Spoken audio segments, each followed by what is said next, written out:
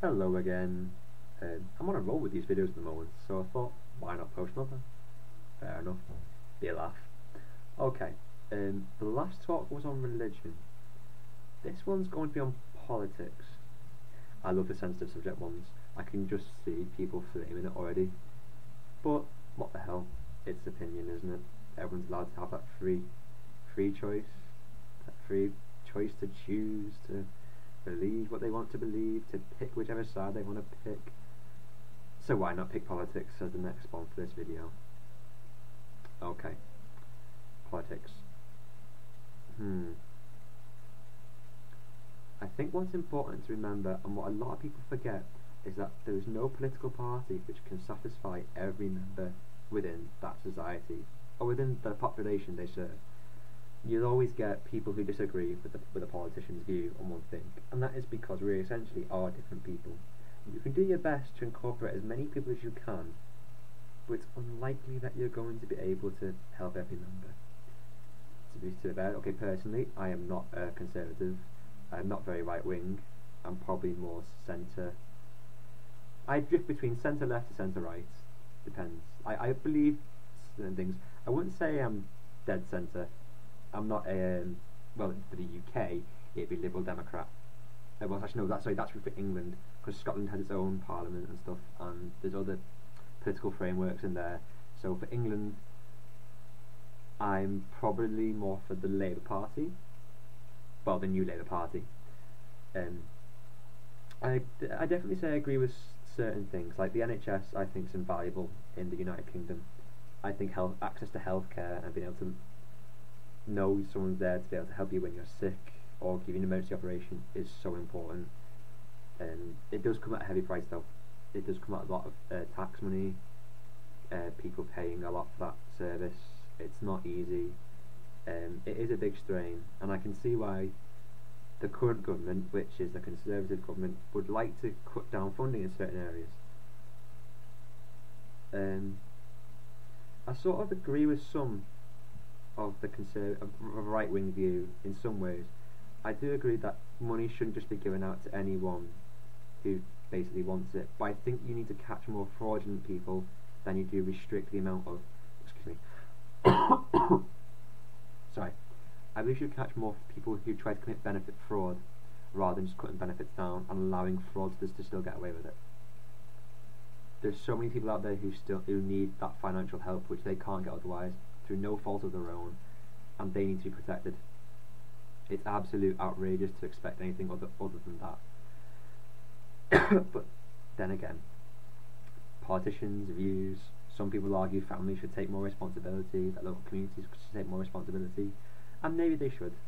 Who am I to argue? I definitely think if you're in a family position, maybe you should be able to help more out in the family to support a loved one who is ill or incapacitated or needs that extra help.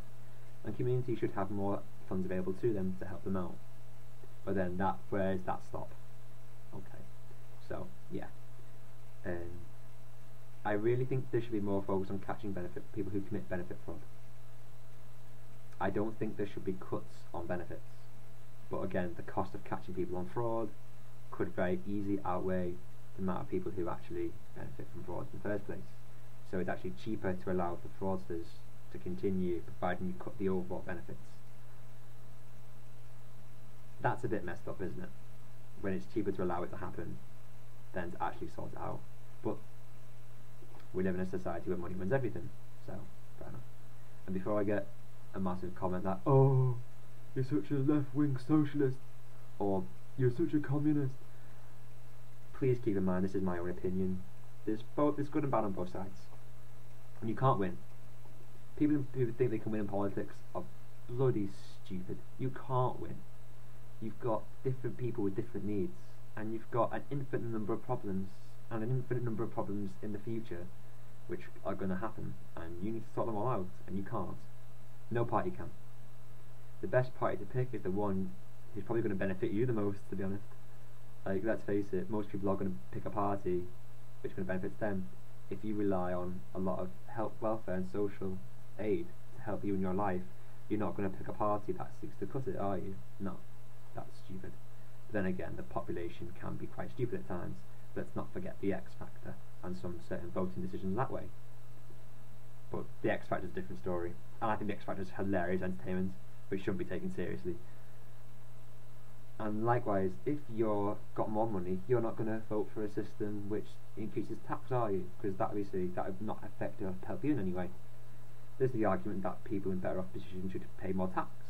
I'm personally looking at footballers who earn in the UK a ridiculous amount of money, but they get taxed quite a bit as well. Maybe there should be more tax on footballers or celebrities in the UK or on celebrity companies. But there's always the counter argument that that means they'll be less productive, which is bad for the economy. You can't win. You've got to pick one path and just go for it. If you look at Liverpool, the city I'm from, it's very much like me, Labour, more towards Labour than anything else, probably due to the effect that it's a lot of working class.